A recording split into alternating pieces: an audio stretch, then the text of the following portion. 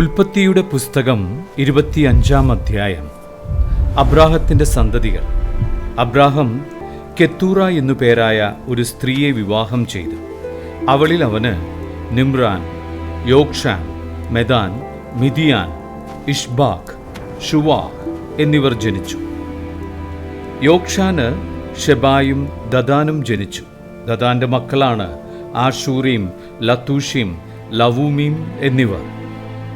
മിദിയാന്റെ മക്കൾ ഏഫ, ഏഫർ, ഹനോക്ക്, അബീദ, എൽദ എന്നിവരാണ്. ഇവർ കെത്തൂറായുടെ സന്താനങ്ങളാണ്.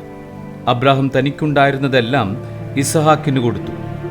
തൻ്റെ ഉപനാരികളിലുണ്ടായ മക്കൾക്കും അബ്രാഹം ധാരാളം സമ്മാനങ്ങൾ നൽകി.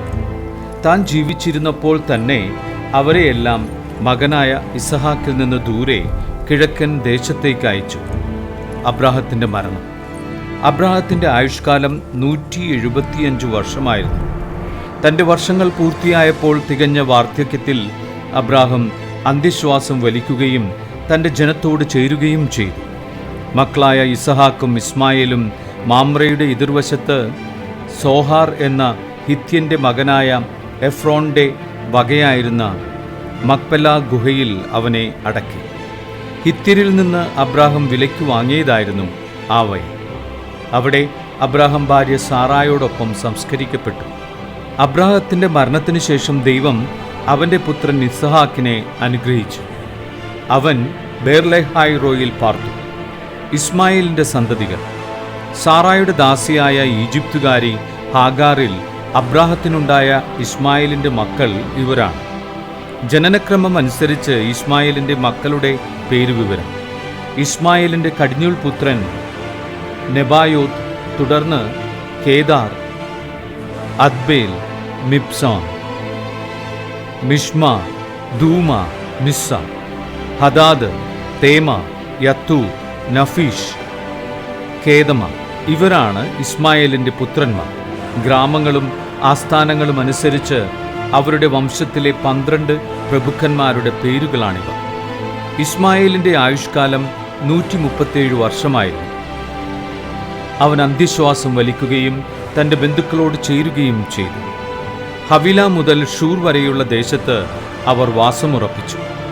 അസീറിയയിലേക്കുള്ള വഴിയിൽ ഈജിപ്തിൻ്റെ എതിർവശത്താണ് ഷൂർ. അവർ ചാർച്ചക്കാരിൽ നിന്നെല്ലാം അകന്നാണ് ജീവിച്ചത്. ഏസാവും യാക്കോബും. അബ്രാഹത്തിൻ്റെ പുത്രനായ ഇസഹാക്കിൻ്റെ വംശാവലി. അബ്രാഹത്തിൻ്റെ മകൻ ഇസഹാക്ക്. ഇസഹാക്കിന് 40 വയസ്സുള്ളപ്പോൾ അവൻ റബേക്കായെ ഭാര്യയായി സ്വീകരിച്ചു. അവൾ പാദാൻ ആരാമിലുള്ള ബത്തുവേലിൻ്റെ പുത്രിയും ലാബാന്റെ സഹോദരിയുമായിരുന്നു. അവർ അരമായരായിരുന്നു. ഇസഹാക്ക് തൻ്റെ വന്ധ്യയായ ഭാര്യയ്ക്കു വേണ്ടി കർത്താവിനോട് പ്രാർത്ഥിച്ചു. കർത്താവ് അവൻ്റെ പ്രാർത്ഥന കേൾക്കുകയും റബേക്ക ഗർഭിണിയാവുകയും ചെയ്തു. അവളുടെ ഉദരത്തിൽ കിടന്ന് കുഞ്ഞുങ്ങൾ മല്ലിട്ടപ്പോൾ അവൾ കർത്താവിനോട് ചോദിച്ചു, ഇങ്ങനെയെങ്കിൽ എനിക്കെന്ത് സംഭവിക്കും? അവൾ കർത്താവിൻ്റെ തിരുമനസ്സറിയാൻ പ്രാർത്ഥിച്ചു. കർത്താവ് അവളോട് അരുളി ചെയ്തു, 2 വംശങ്ങളാണ് നിന്റെ ഉദരത്തിലുള്ളത്. നിന്നിൽ നിന്ന് പിറക്കുന്നവർ 2 ജനതകളായി പിരിയും. ഒന്ന് മറ്റേതിനേക്കാൾ ശക്തമായിരിക്കും. മൂത്തവൻ ഇളയവന് ദാസ്യവൃത്തി ചെയ്യും. അവൾക്ക് മാസം തികഞ്ഞപ്പോൾ അവളുടെ ഉദരത്തിൽ 2 ശിശുക്കൾ. ആദ്യം പുറത്തു വന്നവൻ ചെമന്നിരുന്നു. അവൻ്റെ ദേഹം മുഴുവൻ രോമക്കുപ്പായമിട്ടതുപോലെയായിരുന്നു. അവർ അവന് ഏസാവ് എന്ന് പേരിട്ടു. അതിനുശേഷം അവൻ്റെ സഹോദരൻ പുറത്തു വന്നു. ഏസാവിൻ്റെ കുതികാലിൽ അവൻ പിടിച്ചിരുന്നു. അവനെ യാക്കോബ് എന്ന് വിളിച്ചു. ഇസ്ഹാക്കിന് 60 വയസ്സായപ്പോഴാണ് അവൾ അവരെ പ്രസവിച്ചത്. കടിഞ്ഞൂലവകാശം. കുട്ടികൾ വളർന്നു വന്നു. ഏസാവ് നായാട്ടിൽ സമർത്ഥനും കൃഷിക്കാരനുമായി. യാക്കോബ് ശാന്തനായിരുന്നു. അവൻ കൂടാരങ്ങളിൽ പാർത്തു. വേട്ടയാടി കൊണ്ടുവന്നിരുന്ന മാംസം തിന്നാൻ കിട്ടിയിരുന്നതിനാൽ ഇസഹാക്ക് ഏസാവിനെ വളരെയധികം സ്നേഹിച്ചിരുന്നു.